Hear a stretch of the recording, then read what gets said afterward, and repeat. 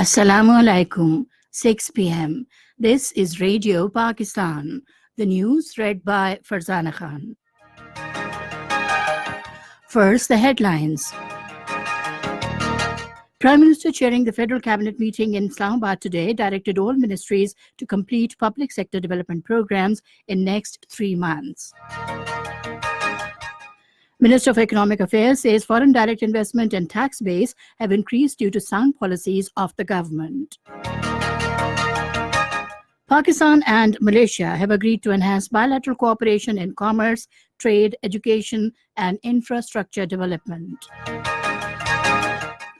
Foreign Office has expressed disappointment over assertions made by U.S. State Department's country report on terrorism 2018 concerning Pakistan's counter-terrorism efforts.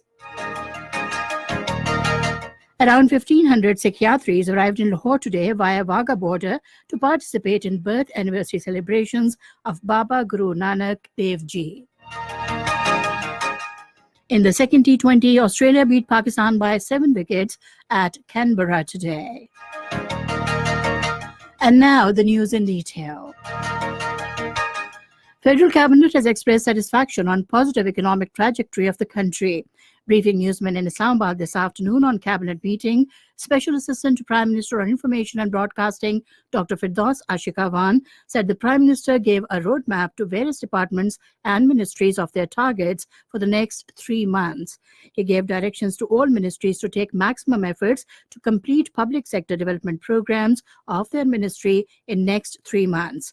The Prime Minister further directed to work on job creation and parallel empowerment strategies for youth of the country. He said he will himself monitor the progress so that decisions are made on time and red tapeism is avoided. Imran Khan apprised the cabinet of political situation and said all indicators of the economy are on positive trajectory despite protests by the opposition parties.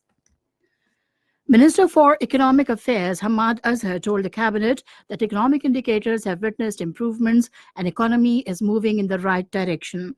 The cabinet approved the waiver of passport and fee requirement for pilgrims of Kartarpur corridor. She said the visa on arrival facility will be given to Sikh pilgrims, doing away the other requirements. Advisor to Prime Minister on institutional reforms, Dr. Ishrat Hussain apprised the cabinet on new local government system. The cabinet also accorded approval to the appointment of DG Rangers, Punjab. Minister for Economic Affairs Hamad Azhar has said current account and fiscal deficits have decreased, while foreign direct investment and tax base of the country have increased due to prudent policies of the government. Addressing a news conference in Islamabad this afternoon, he said current account deficit in the first quarter of the current fiscal year has decreased by 65%, fiscal deficit declined by 50%, primary budget balance noted a surplus of 385 billion rupees, foreign investment of $350 million came to Pakistan, and foreign exchange reserves witnessed an increase of $650 million. He said collection of Federal Board of Revenue increased and tax base enhanced by 55%, and growing circular debt brought down from 38 billion to 12 billion rupees per month. He said ease of doing business index improved by 28 points and stock market witnesses a growth of 6,500 points.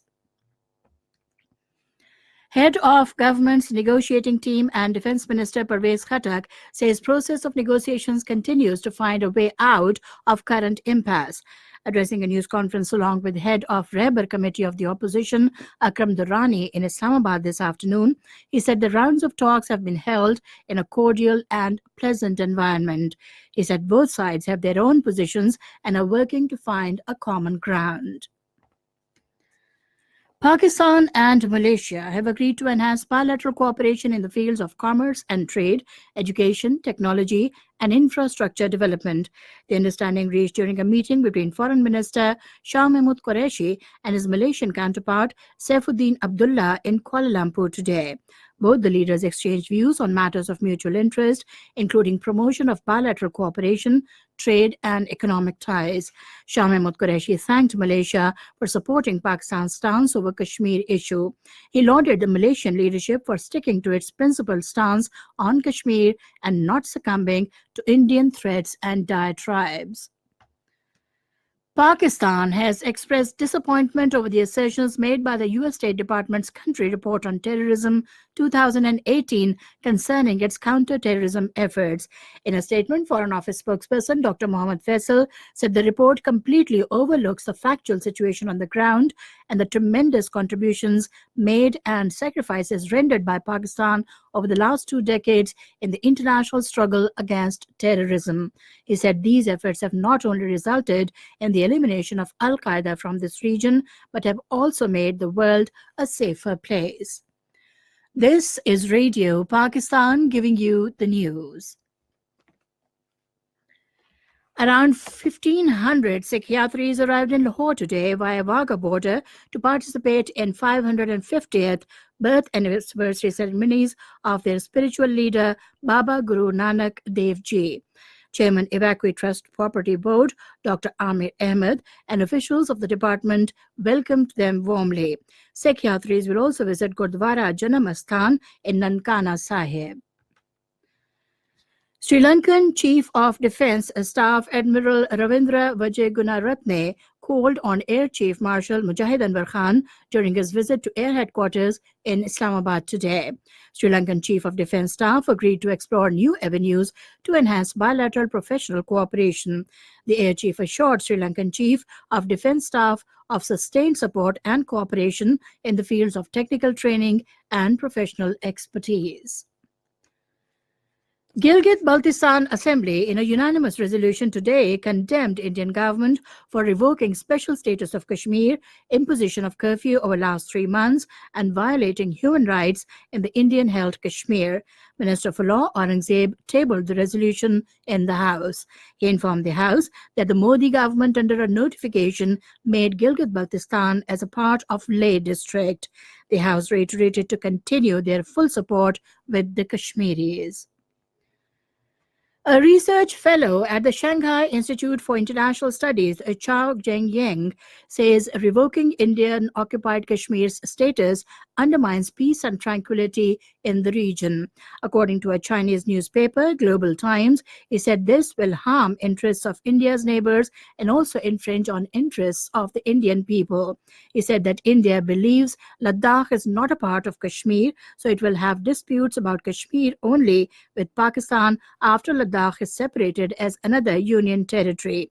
Meanwhile, an expert on South Asia at China Institute of International Studies, Lan Jiangsu, said India's deliberate decision of formation of union territory of Ladakh will expand China-India territorial rows. In occupied Kashmir, Congress Party has decided to launch mass protests and agitation to force New Delhi to restore statehood of Dogra state of Jammu and Kashmir.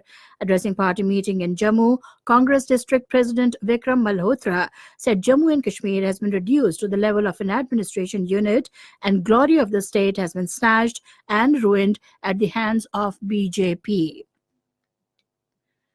Turkey says Kurdish fighters have not left safe zone in Syria despite Turkey's agreements with the United States and Russia.